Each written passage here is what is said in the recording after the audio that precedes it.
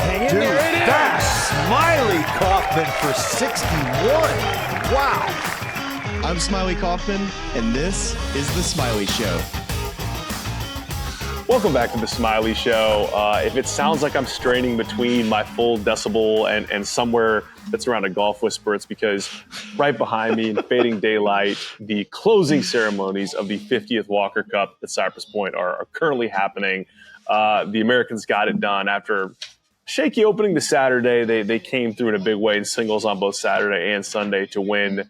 Smylie, I believe the final was 16.5 to 9.5, which is just a half point off my prediction. Well, we're People still forget. kind of waiting for the full tally to come back because I thought it was 17-9 was the tally at the end, but apparently it was 16.5. Nobody knows what happened in that final match. They got to 18, but I assume Medelsky, or that's how you pronounce his last name, won the match. But I don't know. There was a lot going on at the very end. Everybody was just trying to get to the end. Of course, the fog rolled in.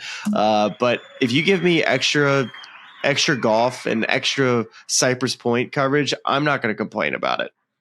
So Cypress Point, like watching fog shots on 16, there's a joy and delight in that. That almost harkens back to when we were here a couple of years ago, and we're here. We've seen Michael Kim and others tweet, "Hey, I know we can't play the final round of the AT&T Pro-Am, but can we just send people out to 7 to hit balls in this win?" Just there's a intrigue factor anytime you can see, of course, Cypress, let alone Cypress, but fog shots on 16 at Cypress. Dude, the place is the best. Hey, did anybody get up and down from my spot on 12 this week? I think it was 12, right? Your spot. I don't think anybody hit it up there. Do I remember? Of course I remember it. I told like 5 people this week about this shot.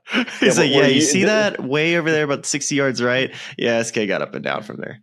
They should put a little plaque up there where it's like, not only is it your, the 7-iron that you opened up to like punch it out of there, hit like this giant 7 flop, but also just like the heel of your driver that got you up there in the sand. Instead of like a snowman on the heel. Maybe like a sandman over there, like my own personal little SK Sandman. There you go. Full logo. Still the best up and down I've ever seen in my life. Absolutely incredible stuff. Nice bird. Nice bird. I got a big shout out to the good people at the USGA and the people at Chomp, it's called the something hospital of Monterey Peninsula, because I'm currently using their first aid tent, Smylie. The marine layer has driven me inside, but I wanted some cypress trees. You can kind of see if you're watching on YouTube. Yeah, you can see it. Some Monterey cypresses back here. I wanted some of the ambiance, but of course the marine layer was going to compromise the integrity of my electrical equipment. So I grabbed some used pizza boxes courtesy of the USGA and Julia Pine, stacked them up here, and hopped in the first aid tent. So pizza sounds kind of nice. Is there actually some slices in there you can like maybe sneak in throughout this deal? I pulled this from the used box, but I'm realizing now that might have been it. I should have got one with like 2 left, so I could have just changed the camera angle. But it's good local pizza here. Yeah, I mean it was, and we're gonna dig into Cypress a little later on in the show because we want to get to Rory winning the Irish Open and implications on the Ryder Cup run for both tournaments happening this weekend. But man, dude, I just left today as the light dimmed out here and the late afternoon fog rolled in. It just was so cool to see this place come to life on television and in person, and how the fairway sort of browned over the week. And we're watching guys really, I thought the creativity of some of these guys and that early, the Sunday foursomes match, Niall Shields-Donegan, Cameron Adams playing against Jay Summey and Michael Asasso in that last group. Ended up winning 2-1, but it actually got close at the end. But I love the shot. Cameron Adams intentionally hit his ball on 12, way right up his target to use a ramp on the side and funnel his ball in where there was an easy makeable birdie putt that Donegan converted and put him up. I think it was 5 up at that point in the match. But I just thought there were so many instances throughout the week of the guys here really, playing the course with creativity in a way that you don't always see at every big modern ballpark. And that's all you can really ask for when you're showcasing a place like Cypress Point Club. Totally. And the golf course, the layout, the architecture is top notch. Then you throw in one of the most beautiful places in the world. It makes for some pretty compelling golf, and especially for golf fans. A lot of people that listen to the Cypress Point Walker Cup preview episode, and they were listening to it, and I got a couple texts being like, dude, I had no idea what holes you guys were talking about, but it all sounded great. Just BRB using my imagination type of situation. So happy that everybody got to experience the golf course that so many people haven't seen. You may have gone on YouTube before and done the hole by hole, but still doesn't get quite of a feel of exactly how the holes play. And I think you said it best, the creativity of which guys played shots. When I've played Cypress Point, it hasn't necessarily been very firm. It was really cool to see the fairways bouncing, the greens having some bounce to them as well. So these certain holes that require, a little bit of thought off the tee. We saw plenty of irons off tees, and then later in some matches, we saw some drivers. Some risk reward kind of came out throughout this golf course. Of course, there's only 2 par 5s, but you have a drivable par 4, short par 4s kind of throughout this golf course. We saw a lot of birdies, so you had to win holes with birdies. You didn't see too many bogeys. These players played great, and the United States team just played a little bit better. Yeah, I mean, it really, the score line was not as close as it felt. I mean, it was just a blowout on the third and final or the fourth and final portion of this competition with Sunday singles. But prior to that, it was right within the grasp for GB and I, and it was. I thought they did a great job, maybe more so than previous years, and keeping this close until that last segment. Yeah, we'll get back into that. I want to talk some Mason Howell. I mean, we need to redraft our 10-year teams. I got to get Mason Howell on my 10-year team alongside Miles Russell. This kid has the it factor, Smylie. Oh man, he had two of the biggest moments of the week. Making an albatross. I know this was not during the actual tournament, but made an albatross on the second hole, the par 5 there. You had a great video that you posted out on socials. USGA also caught the video as well. Couldn't see it go in, which is a bummer, but still an incredible shot in the practice trying to make it 2. And then the hole out to win the match, to walk off on the 17th hole. That was this morning, I believe, correct? To win that match. Yes. He was playing with Jacob Medelsky. Is it Medelsky? Medelsky. I need to get that last name right. It's written Medelsky. Yeah, I mean, it's anyone's guess the pronunciation, but yeah, I think that he is a guy, and again, we'll dig into some of the top point getters on each of these teams, some impressive guys even on the GB and I side, and just breaking down the competition at large, because I think it's a really special one. The Rota is so unique, and just the sure places that this competition takes you. I think the USGA does such a great job with this competition. But let's jump over to the pro side quickly, Smylie, and you're gonna have to fill me in on the happenings here, because not only was I here all week, but it's the DP World Tour is already usually morning viewing for me on the East Coast. On the West Coast, we never even had a chance, despite the protests of my young children who woke up like 4 or 5 times during the night on this trip. We were not fully adjusted. But Rory McIlroy wins the Irish Open at the K Club, eagles the 72nd hole to make it into a playoff, and then beats, I'm going to take a stab at this. You tell me if I'm anywhere close. Joachim Lagergren? Joachim Lagergren. That's what I just heard on, I believe it was Anna Jackson doing the Golf Central. That's the way she pronounced his first name, and then Lagergren, I believe, is how you pronounce his last name. Yeah. So I just want to tee this up with a tweet from Kyle Porter that I love, of just quantifying Rory McIlroy's year. Wins at Pebble, wins Sawgrass in a playoff, wins the Masters at Augusta National playoff, and wins the Irish Open, his home event at the K Club, in a playoff. And really, Kyle's note, outside of Portrush, hard to imagine how it gets any better in terms of an individual year for Rory McIlroy. Just such good stuff from him. Oh, totally.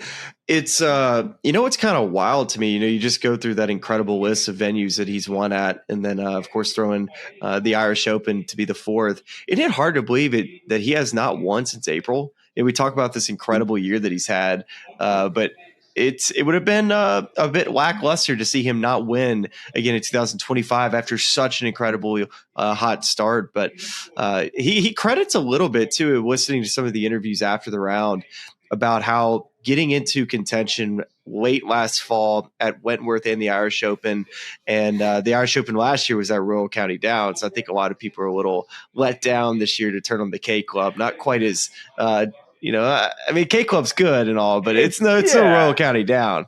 It's more. I mean, it's the Parkland, equivalent. right? It's Parkland, which I guess I don't know if that nomenclature extends to Ireland as well as Scotland. Like there's Parkland and there's Links, Linksland style golf, but this is definitely a Parkland. It is actually the one course I played in Ireland.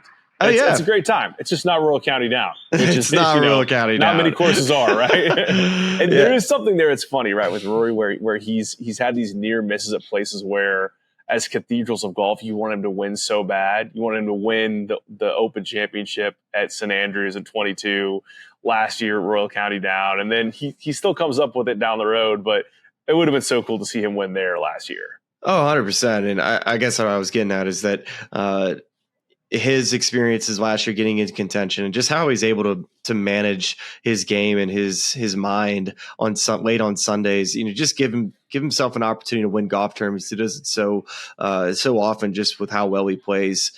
And, this event in particular, just gave himself a chance on the back nine. He was 2 shots back. The guy in front of him, Joachim, just birdies 18. So going up to the 18th hole, he had to make an eagle. And then he makes that putt. And if you haven't gone and watched all of the highlights and all the videos yet, do yourself a favor. Go on Twitter, search DP World Tour Ryder Open, search Rory McIlroy, and just find every single video angle that you possibly can, because it is awesome. It's probably one of the best crowd pops of the entire year. Just every single person in that place wanted that putt to go in. He was able to do it with authority too. That ball was just rolling in with some speed right in the back of the hole. So did you see the video that Kyle posted with the father and the son? Oh, it was awesome, man. I've seen all the angles. It was incredible. It's so good. It's so good. One of the other cool things he talked about was how he's kind of started to embrace the crowds. For example, Port Rush. How he showed up there at Port Rush and just. Oh, sorry. I thought you were. No, yeah. If you're watching this on YouTube or you're listening on audio and you're trying to, I thought you were giving me a big stop sign. I was like, oh, no, this is. I'm adjusting my lighting. We're in a live lighting environment right now. It totally and the first is. day to start to pick up around here. This might be the pop. This might be the after party spot. I've lost the trees behind you. This reminds me of our Sandhills episode where we had 5 minutes of like the river behind us, and then it was just me, and it might as well be a black drape behind me. Yes. Well, what I was saying was just that he put too much pressure on himself early in his career. Yeah. You can go back and look at Port Rush at the Irish Open, just wasn't quite ready for it. Wanted to play well for his fans because he has more support than anybody. I mean, if you think about players that get support like a Rory McIlroy, especially when they go home, I mean, I know these guys play in front of a United States audience all the time, so you can really only probably relate it to European players like a Rahm goes back and plays in Spain, or Rory plays in Ireland. Scotty always gets incredible crowds wherever he goes in the States. So it is cool to watch these national opens for these top players, to see the amount of respect and how much these guys really love playing in front of these fans. And he showed up this week, Charlie, with the green jacket on, toting it around, proud to be a Masters champion from Ireland. And I think it's interesting. We didn't talk about discussing this on the front of the episode, but it all kind of ties together of the importance of these national opens. And the way that the Augusta National and the Masters have now realigned their qualification criteria alongside what the RNA has in place to award winners of these national opens. And I think it's in some ways we're looking at a professional golf landscape that is fractured between PGA Tour and LIV, right? And trying to kind of figure out, how do we bring that back together? How do we get these guys in majors? Certain governing bodies have created pathways. But I think that another added piece of that, and we've discussed it on the show recently, you had a conversation with Ian Baker Finch about Australia, and just how do we create weight for national opens. And so I love that, this Rory winning this event adds a little bit of juice to that. Winners of these events getting the Masters adds juice to that. And you hope that can become part of, whatever the future pro golf calendar looks like. These things are the lifeblood of that, and these things are the way you make it global when you're actually talking about growing the game, with big air quotes around it. Oh, I am all for it. I'm such a huge advocate of these national opens, playing in many of them when I was a professional golfer, and just the amount of support. We talked about the Irish Open, the amount of support Rory got, but you go to Australia, you go to Singapore, wherever it may be, the fans show up and they're proud of these events, and they like to support them, and they love to have big names come and play, and they're proud of when, if it's a top player that wins their national open. So Bobby Mac and Cheese and Rory McIlroy, those two guys are national open killers, because Rory's got a ton of them. So does Bobby Mac. The one other thing I'm going to add to just quickly on this PGA Tour calendar and schedule, you're talking about these national opens on how, if you win them, you can potentially get into the Masters. Well, as we head into this fall season with the PGA Tour, the fall winners are not getting into the Masters anymore. Yeah, which I'm actually curious to hear how you feel about that as a 2015 champion of the Shriners Open. Well, yeah, it's what gave me an opportunity. Yeah. Would you have gotten in through any other world ranking stats, or was that the one ticket you had into the Masters? Well, I would have had to get in the top 50, and it took me. That's a good question. I think I would have already gotten into the top 50 at that point. It would have been pretty close, but yeah. It sure was nice not to worry about it. Well, and it's one of those things that's interesting of what, for every change that's made, that benefits a group, there's another group that has to lose, right? You can't just create infinite opportunities and expect everyone to be able to. That's part and parcel the reason why we saw these changes this last offseason to tour cards of going from 125 to 100 and changing to kind of the ways the categories reshuffle, because the guys who were getting their tour cards off the Korn Ferry Tour, it didn't mean what it should have meant, which is, okay, I want to show up and get starts that aren't signature events and I can't get them. What is this thing worth anyway, right? The PGA Tour, they devalued the fall events. Like if they don't care about it when they present it, besides, hey, you're just playing for status, then why should we care? And I think that's exactly right. And maybe that's part of the design of the whole thing, of like creating greater emphasis on the regular season, and the ones where you are asking your stars to show up and play. Those ones are the most important ones. Although it is kind of funny how we're seeing some of these fall events, and it's still the proper season for the DP World Tour as they do the race to Dubai. But for on the PGA Tour front, if you're the Procore, you have the one event that's sitting pretty in terms of getting guys to play that every single year as they tune up for the team competition. So not all those events are created equal, but I'd say, just taking it back to where we started with the National Open, invites for winners to get into the Masters, and as part of that, cutting out the PGA Tour fall winners. I don't necessarily hate it. It's like if these events are, I'm indifferent. If they are weaker fields, depends who wins. I mean, I don't know. Yeah, it's fair. That's fair. Can we make that decision based off of who wins? It's like, okay, let's see. Gordon Sargent. Yeah, you winning here at the Pro. Yeah, we want you. we want you. It's right. It just depends on who it is. That was part of the release that Augusta National put out. Is like, we can still extend invites at our discretion. And I don't know how many, if that changes or ebbs or flows, but I feel like it's one of those things where Ludwig won the RSM a couple years ago. He was going to be in the Masters anyway, based on world ranking and stuff like that. Argument, so if we care about them, they're probably already in. Well, the argument that I would make is that how different is the field from the Rocket Mortgage to the John Deere to a regular fall series event? It can't be that much different. Maybe a little bit from a weighted perspective, but you can't imagine that it's just drastically different than a normal PGA Tour event that's in that John Deere 3M category. Yeah, no, I mean, I don't entirely disagree with that. It's the same set of players, and you could go. I mean, you're maybe changing a few of the names at the end of that list, but by and large, it really is the same set of players, and you could actually quantify that via the strength of field rating on OWGR. But I don't know. I mean, I feel like there is.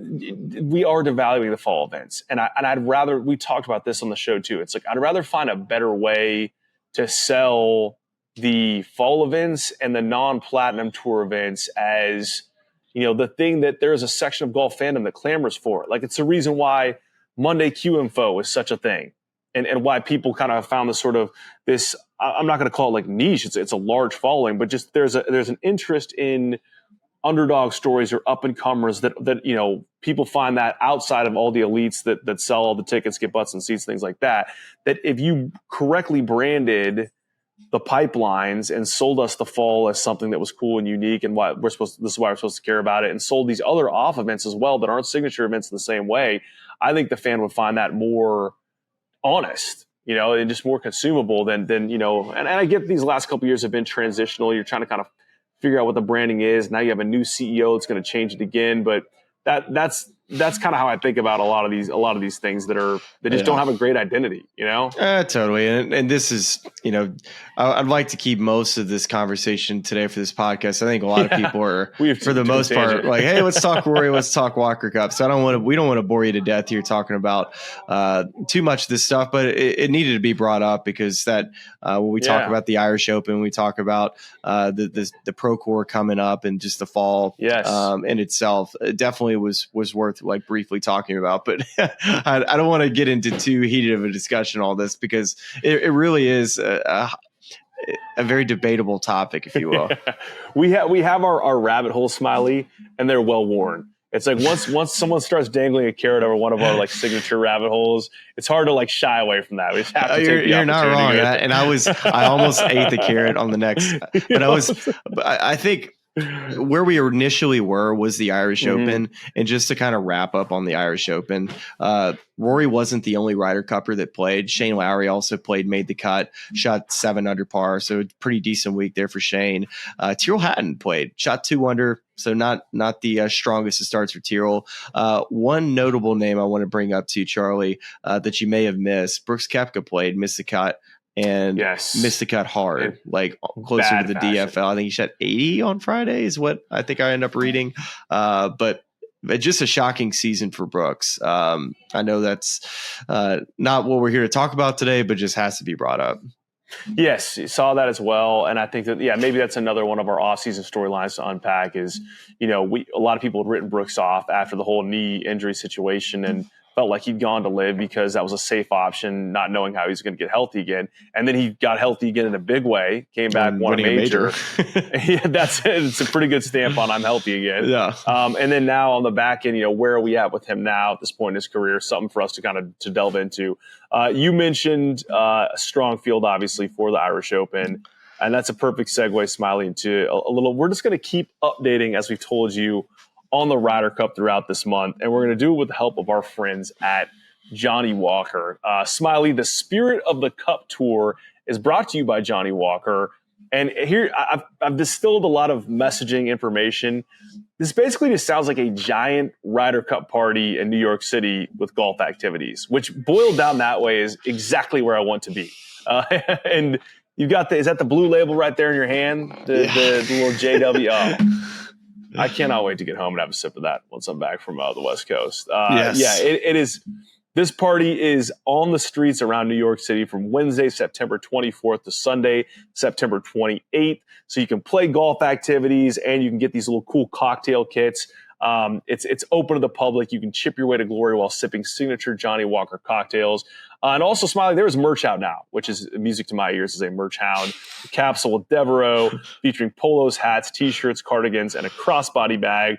And here's the best part about this whole thing is, as part of Johnny Walker's commitment to progress, proceeds from the Spirit of the Cup merch and cocktail kits, all those sales, they're going to benefit Fairways to Leadership. It's a national nonprofit dedicated to advancing access to leaders and leadership opportunities through golf literacy to build the next generation of diverse leaders, one fairway at a time. So you got to check that out. Johnny Walker, Devereaux, the support they're providing to Fairways to Leadership and the big party in New York City. So that's all good stuff. All good things. All great stuff. And even better, this means we are now talking Ryder Cup.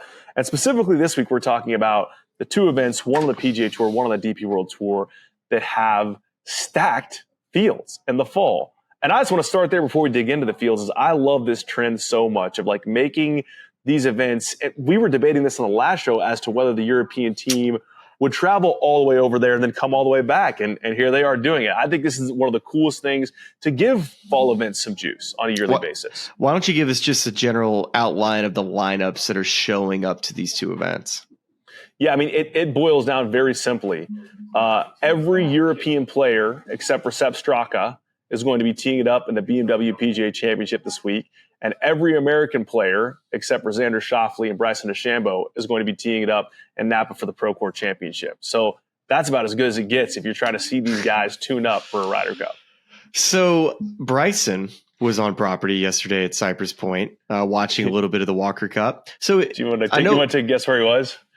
I know Bryson is obviously from that general area in California, Northern California. Yeah. So is he coming up for Napa? Is he going to go hang with the guys for a couple of days? Is that kind of because he's not playing at the Procore? So as a proud Clovis West Golden Eagle, Bryson actually is at a rival high school of mine, Clovis East in the Central Valley. So he is definitely local to this area. He is. It could be to visit those guys. Could be to check in on the Walker Cup. It's a cool event, a place he played a ton when he was in Amherst. He got invited out a lot. Could be, we haven't talked about it much on this show, but he's got that huge project that he's working on in the Central Valley where he's trying to develop a bunch of golf facilities and educational facilities for kids, where I grew up, which I think is a super cool project. So it could be a little bit of everything. I bet he shows up to Napa. I bet he does. I bet he's there for at least a couple days. Cool. Maybe just doing trick shots in the Napa house, That feels like an influencer happy section of the world where they're happy to comp Bryson stay, give him a nice bottle of wine in exchange for some trick shots over the vineyard. So look out for that, I guess. Did you catch any of the Bentley stuff that he was doing? Everybody was you didn't catch any of it? No Bentley. I've not caught any of the Bentley You haven't seen like the stuff that he's been doing on like this trick shot, like in his house. There's a car parked in his house. And no. I've seen like the visuals of it, but this has all happened in the last week, correct? Yeah. He like made the shot, and apparently, I guess somebody wins a Bentley. I'm not really exactly sure. I never quite got to the details, but I guess there was the server crashed apparently when everybody had to log on to see if they were going to win the Bentley. So my buddy's group text, they were like, this is ridiculous. They're trying to get a Bentley. I'm like, you don't want to pay the tax on that part. Golly, we should have entered that. We should have entered a Bentley competition. That would have been sick. Yeah. Anyways, it could have been a car Bentley. Okay. Question for you. Okay. All right. So I know that contractually that, a lot of LIV players have to wear their gear pretty much anytime they play golf tournaments. Okay. Does he own anything other than a Navy Crusher shirt? Because I was a little surprised that maybe just see like a casual, red, white, or navy hoodie or something that you wear out to Cypress. So I got to ask maybe Bryson next time I see him if he owns anything other than that shirt. Look, I understand given your obligations, what you can and can't talk about in the show. For me, it's like, hey, Reebok, I know you just signed this big new deal where you're doing these cool shoes and merch for him. Like, does it have to? I had the same thought.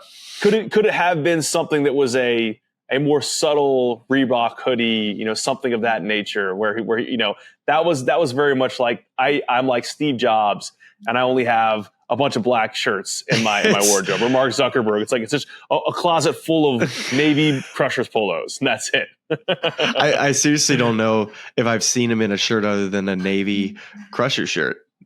It's like the U.S. Open weeks when something wild gets scripted and we all like take notice of that, and then right back in the Navy Crusher shirts. I get it. Likes what he likes. It's a good place. We're going to be on TV, just a more exposure for the Crushers brand. I understand that play, but also you could wear maybe the crew neck version of that. Just the red, white, and blue crew neck version of the Crusher. I don't know. I'm just wondering.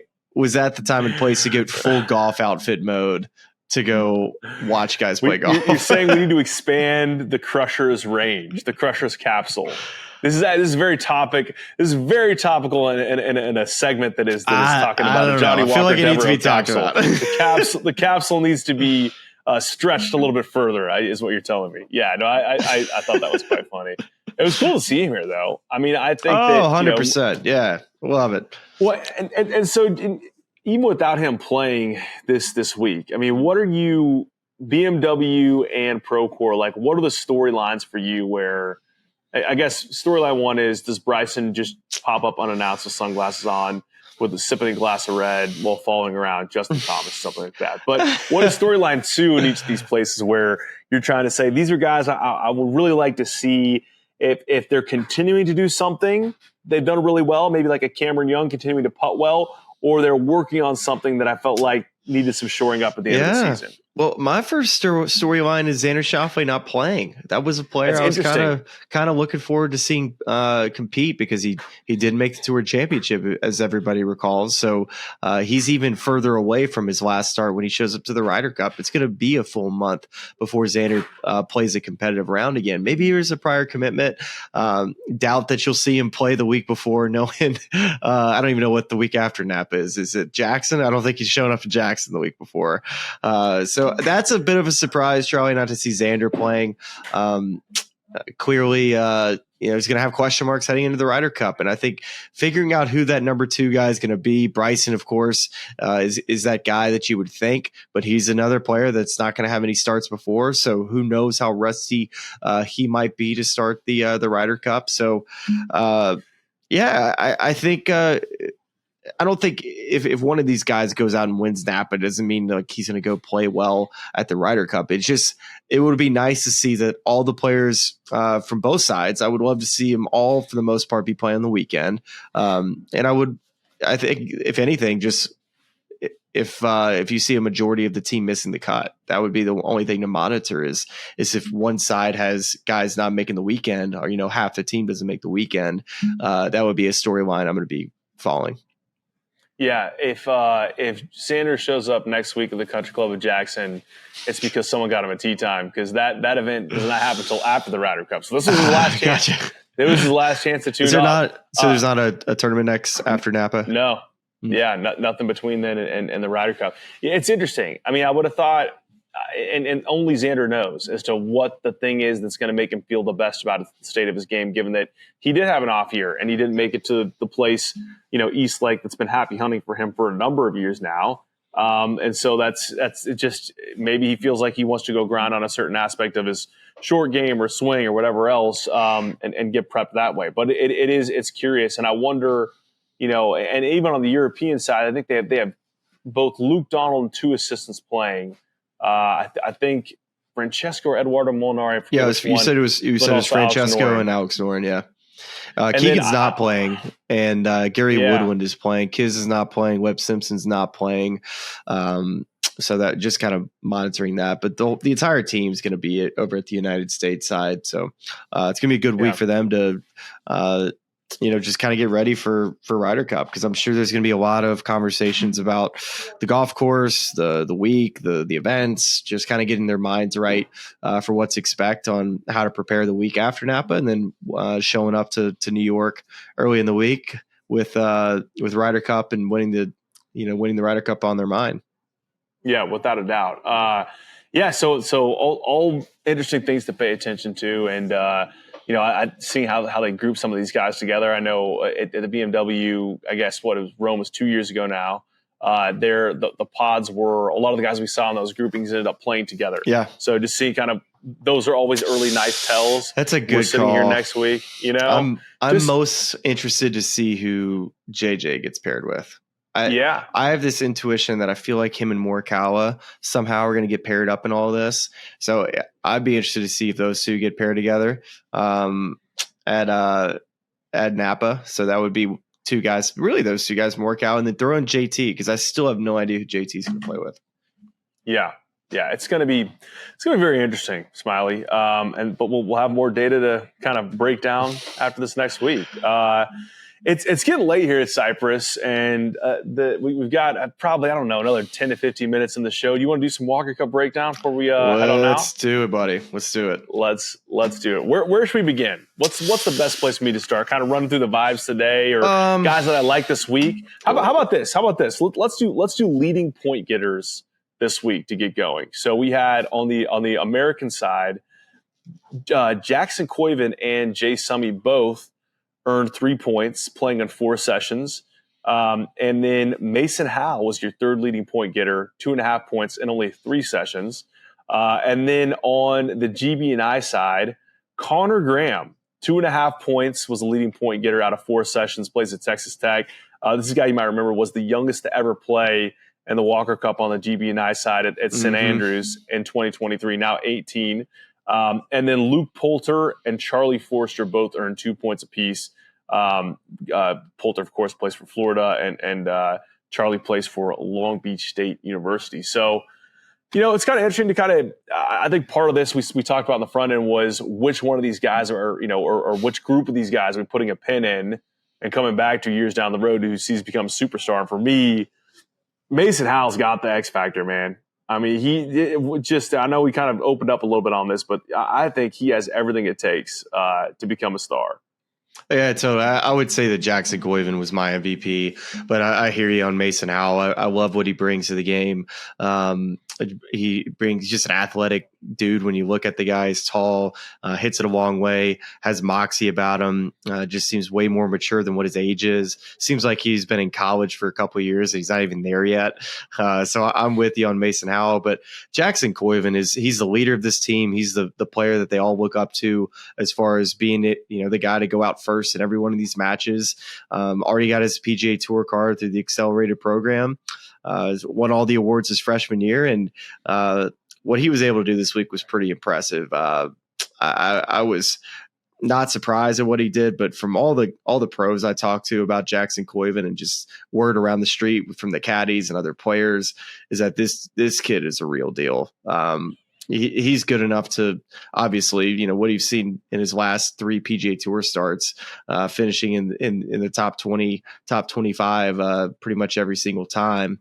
Just goes to show his game not only is good at the top level of amateur golf, but he's good enough right now to make a career on the PGA Tour. Yeah, I ran into our boy Kelland out here. He's falling around Tommy Morrison. KC. And we were talking about Jackson, of course, has his tour card already. Mason Howell, before he even enters college, I think has either 8 or 9 of the points he needs via accelerated towards his tour card, and multiple opportunities before then to add more points to that tally. So it's amazing, both the development of these pipelines through programs like this, of just how many. I don't know if it's just because the program is creating more opportunities, we're seeing these guys more, or if the quality of the player is actually improving. Maybe you can kind of speak to that, given where you felt like you were kind of coming out of the junior ranks when you came out and what that looks like now. But it just feels like so many of these guys have games suited to high-level golf at younger ages. And, watching Mason hoop it from fairway 2, make 2s on 15 and 16 to close out his first match and singles, and then holes out on 17. It's like, that is stuff that you don't see from every average 18-year-old, even if they're amongst the America's best. Dude, Mason Howell, he birdied 16 in both of his singles matches. Just incredible, man. And then a hole out at 17. He checked off just about every single box, Mason did, which is just makes for just an unforgettable week for Mason. But I would say the other aspect I kind of want to bring up to another player that's probably going to be not talked about a ton in all this, but in playing his 5th Walker Cup, Stuart Hagestad. I went and just kind of looked at everybody's scores to see generally how everybody played from the United States team, especially with the top points getters. And I wanted to see Koiven, Howell, and Hagestad just kind of where they stacked up stroke play. I know you're kind of given some putts, so you kind of have to take it a little bit with a grain of salt in just the singles aspect. So like Koiven in his Saturday singles, he was 3 under. He was 6 under on Saturday singles. He was 3 under today. Mason Howell was 5 under in Saturday singles. He was only 1 under today. But Stuart Hagestad in his Saturday singles, he only got through 13 holes, but he was 6 under par. And then today he won on the 15th hole and he was 5 under par. So he was 11 under par and he still had,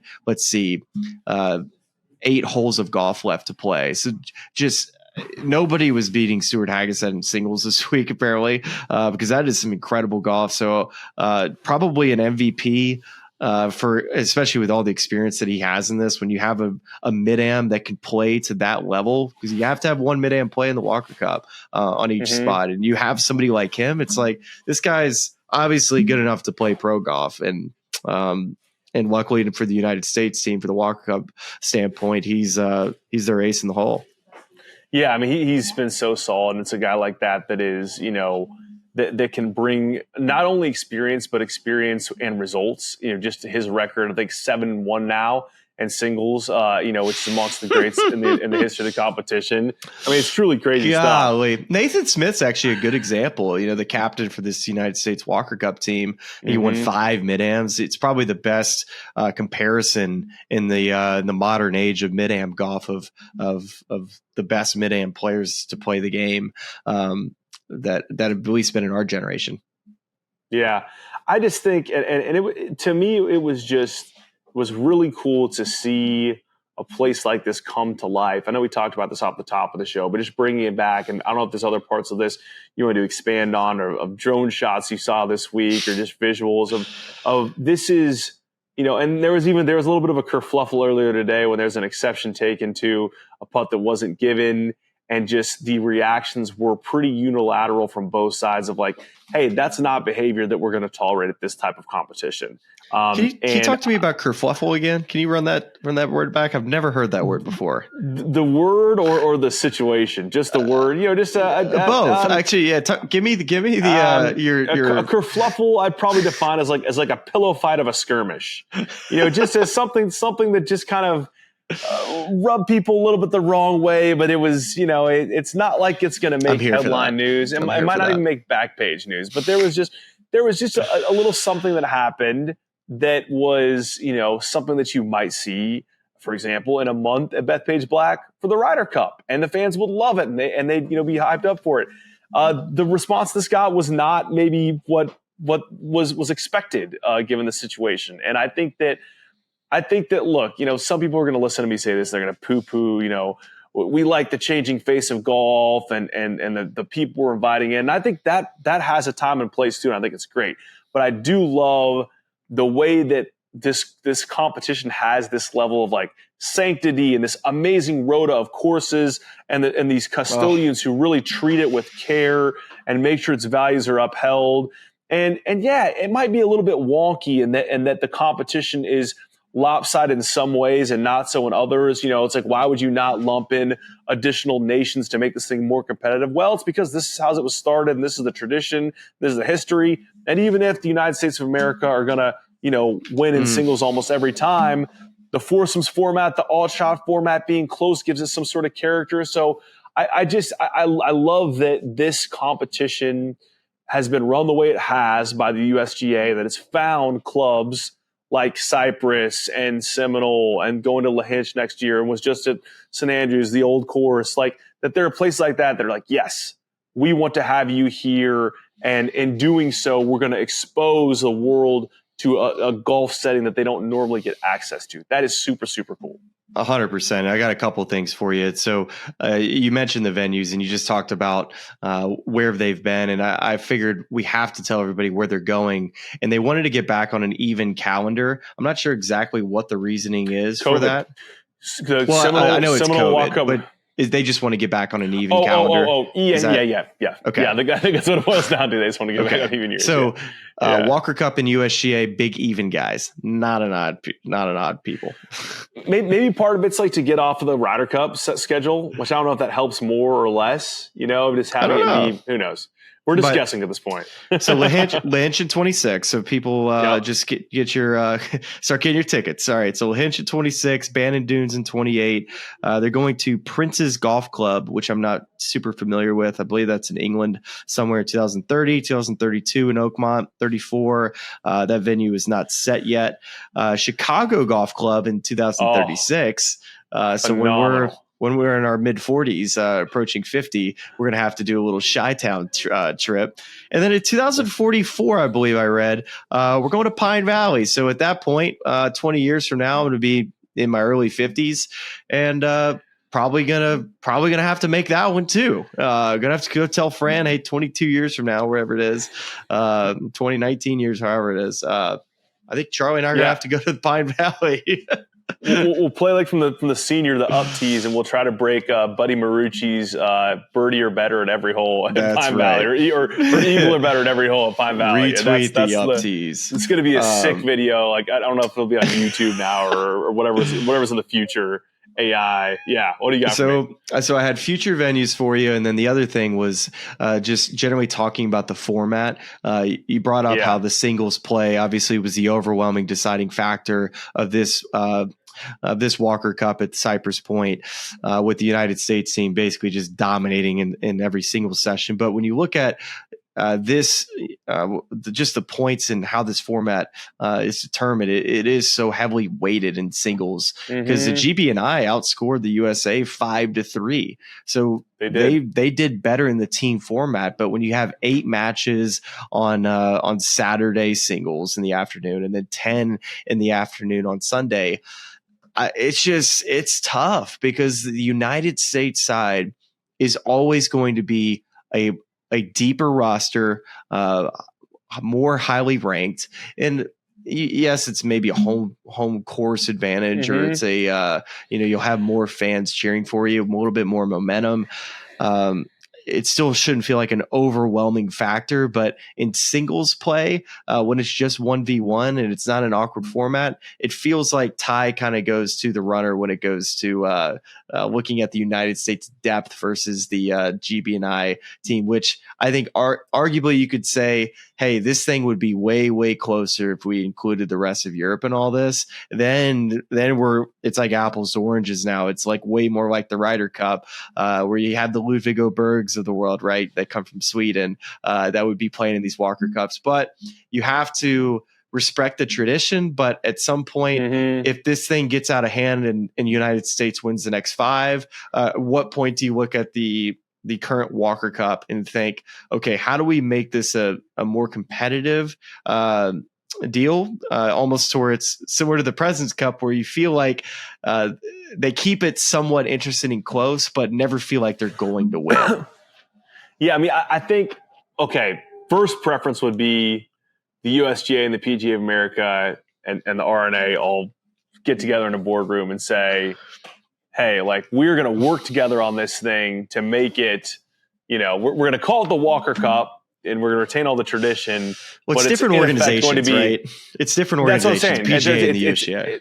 If the USGA and the PGA of America were able to get together and say, hey, we're going to make the Walker Cup basically the Junior Ryder Cup with Walker Cup branding. I think that's the best case scenario for the competition. Well, they already do it, It's like they already have the Junior Ryder Cup. That's the problem.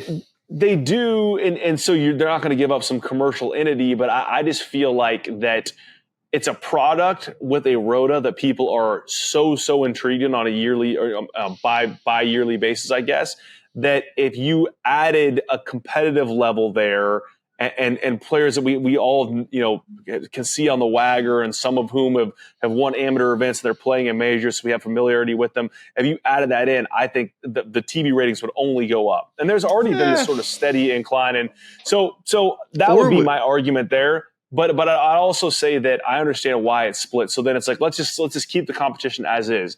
I'd look at that like Saturday afternoon session and say either do a 4-ball session or just do 3 foursome sessions. Just do 3 sets of 3 sessions of 4 foursomes matches and then 10 singles matches. I'd almost be in more for that your first option that you presented. Instead of another set of foursomes, go 4-ball in the afternoon on Friday. To where, I still love everybody playing singles in the afternoon on Sunday, which is, of course, similar to the Ryder Cup. Yeah. But if you throw in just another curveball of team play versus you want to get everybody out there playing because it's only 2 days, and you don't want to have anybody sitting both sessions on any given day. So maybe that's the reasoning why with the singles. But I mean, this is obviously something that that we can talk about, but GB&I, they've gone on runs before. They've back in like when GMAC and those boys were playing, they were winning these things convincingly at times. Yeah, I mean, I feel like it's one of those things where if you're leaving Saturday where there are four ball matches in the afternoon, and GB&I manages to push those, and they have a 5-3 lead heading into Sunday. It just feels a little bit different than giving, USA 8 singles matches, and they end up, doing what they do and having that, even it was a small lead, a point lead heading into Sunday. It's just different than if there's more on the line, there's more they have to chase overnight. But I think at the end of the day, it's I don't think the competitive part of this has to be completely perfect, as long as it retains its soul and its spirit of like, sure, we're going to showcase the best players from these 3 locations. They're going to do it in this very kind of old school and respectful way at these amazing places, and we're going to put it on TV with all these amazing modern technological advancements, so you get to see Cypress Point come to life in a way that you won't be able to. The drone coverage this week was incredible. And I guess what I'm looking for from future Walker Cups is I want to see future stars from the GB&I side. I heard so many stories this week about past Walker Cups and especially from like the Rory McIlroy when he was playing, the Billy Horschel stories of them two going at it, and what Rory McIlroy's turned into, obviously today, which is one of the all-time great players. But there was one player that impressed me this week. He wasn't necessarily the longest player, but I loved his golf swing. I think it's a golf swing that's going to really hold up for quite some time. It just seems like something that isn't going to get too off. And that was Connor Graham. You already mentioned him. He was the leading point getter for this team. Luke Poulter underwhelmed a little bit. I thought he had to be a player that had to go even more than 2 points that you mentioned. I say underwhelmed. He was going up against Mason Howell, I believe, at both matches. He wasn't given the easiest assignment on the week as far as his pairings go, which is what you want from your star players. But Connor Graham really impressed me. I just think that the fact that he's already played a Walker Cup at 16, just played his second at 18, probably played his third at 19. Not many 3-time Walker Cup players. A player that also was he was also at the top of the board with stroke play with Preston Stout at Olympic Club this year. So obviously somebody who's got a ton of confidence, plays over at Texas Tech. So look out for Connor Graham. I think that's a player that caught my eye from that side. And then also, what's his name? You said his name earlier, from the United States. He was a player I wasn't super familiar with, but also scored. Summey, Oklahoma. Really liked his golf swing. Mm-hmm. It didn't seem like he necessarily hit it too far, but just looked like he had a ton of confidence in his golf swing and just being able to hit it right where he was looking. I didn't know a ton about him prior to this competition either, and just obviously went back and looked at his OU bio and everything, but just very steady this week. The guy that played foursomes twice with Michael Lasasso, and I think Lasasso had I think a lot of stuff happened, and his singles match was done. He only played 3 sessions. In the third session, the whole match was over at that point. But I think this week I was hoping to see maybe a little more from Michael Lasasso, from Tyler Weaver, some of those guys. Weaver went up against a tough match. He went up against a buzzsaw. Hold on, I got I thought I had something on him because Koiven. He was 6 under. So Koiven on Saturday, and Saturday singles was 6 under and obviously beat him. But in foursomes, this was on Saturday. So that first match when they got beat 3-2, him and Tommy Morrison, Koiven and Morrison were 5 under, and they didn't even make it to 17. So Weaver went out and played some golf that morning with Graham, Connor Graham, and Weaver. That's fair. I'm glad you mentioned that, because I believe that was the match was that the match where 10 of 11 holes were won with birdie? Probably, man. Right. Those boys got off to a good start. That was insane. Do we have a picture that, or at least did you get to see Koiven and Tommy Morrison stand next to each other? A lot of people don't know. Tommy Morrison is 6'9", and Koiven is 5'9". He's a good foot. Maybe he's taller than that. He could have been 5'4" based on just walking behind them in the fairway. I mean, that was how much the size difference was. That was kind of funny. That's the other thing that struck me this week is like, golly, they build some of these kids in a lab these days. I mean, they're all like tall, rangy, Mason Halleck, all these guys just absolutely smash the golf ball. They're lean. They get in all these crazy positions. Mason, if I was guessing, I'd say 6'3". Wow. Yeah. I mean, just based on, but again, I'm working off of guys like Tommy Morris. Is he going to Georgia this year? No, not until next fall. Oh my God. He's in 26. He's going to go back and play high school golf. I mean, I can't fathom, and I know it's a little bit of seizing on one guy, but I really do think that, and that's no disrespect to all the other guys that I saw here this week. There was a ton of talent, a ton of creative shot making, a lot of clutch putting on Poe that can be very tough and frustrating. But it's just, you just kind of know it when you see it. Like, it's just, he just is, I think he's going to have if barring something unforeseen, like that guy is going to be a star. And we'll see, hopefully, Miles Russell will hinge next year too. So another player that we've talked so much about Miles Russell, the high school phenom, but Mason Howell is just kind of has stolen the spotlight a little bit from Miles as far as the high school star goes this year. But those two guys, it's going to be fun to watch those two play their freshman year. It feels a lot like Jordan and JT when they got to Texas and Alabama. It's going to be similar. They're going to be the two best players in college golf when they get on campus at Florida State. I assume they're pretty similar age. Maybe Mason's a year older, but it's going to be fun to watch their careers. Mason's currently 18 already, I think, but is still entering his senior year of high school. I think Miles is Miles 17 now. I'm not gonna guess here. They're young and they're good in golf. Maybe we got to go to Lahinch next year. Should we go to Lahinch next year? What do you think? A little fall vacation for the families in Ireland. God, man, I feel like we're in our nesting mode right now, just trying to get our house ready for like the second baby, and luckily, our let's see, my mother and father-in-law took Anna Carter to the Auburn game this weekend. And so it gave us, Francie and I, an opportunity to like just do all the projects around the house this weekend. So I literally felt like I was just cleaning and organizing all weekend.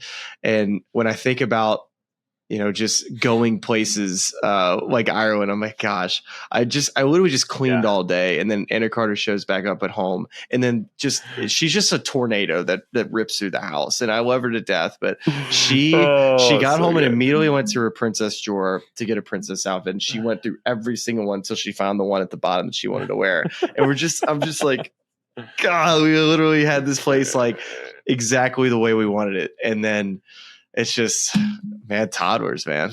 And we're at another one coming. So I'm going to have to probably say, on going to Ireland. Yeah. But I'm there in spirit with you. Well, it's how I have to spend these things now with the family, because it is the thought of like assembling luggage for everybody and then getting them there in one piece. And the fact that we did that on opposite coast this week, I'm with Amanda. I'm like, hey, so it's kind of like a vacation, right? Like, do I get to check a box here? Does this qualify as a vacation? Play golf twice, get a little bit of work. I cannot wait to hear about your red eye tomorrow night. Oh, yeah. Okay. Please send thoughts and prayers. I ran into a fan of the show out here who was pushing his two kids around in a stroller. It was fun talking to him. But I was like sketching out this plan, and I got like the most like non-committal, like, yeah, that should work from his wife. 11 p.m. red eye, San Francisco to Raleigh, Durham. At least there's no connections. It's either going to work or it's not. I hope for the sake of my negotiating positions with my wife that does work, but I'm not optimistic. Oh gosh. Good luck. Can't wait to hear about it. And the only thing I want to leave you with is pressure washing. Did you like that picture I sent you?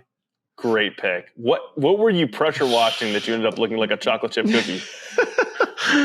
I was pressure washing our sidewalk that has all these I guess little stone things kind of intermittently with there's so much that moss and all this dirt that's got in between the cracks that I wanted to pressure wash out.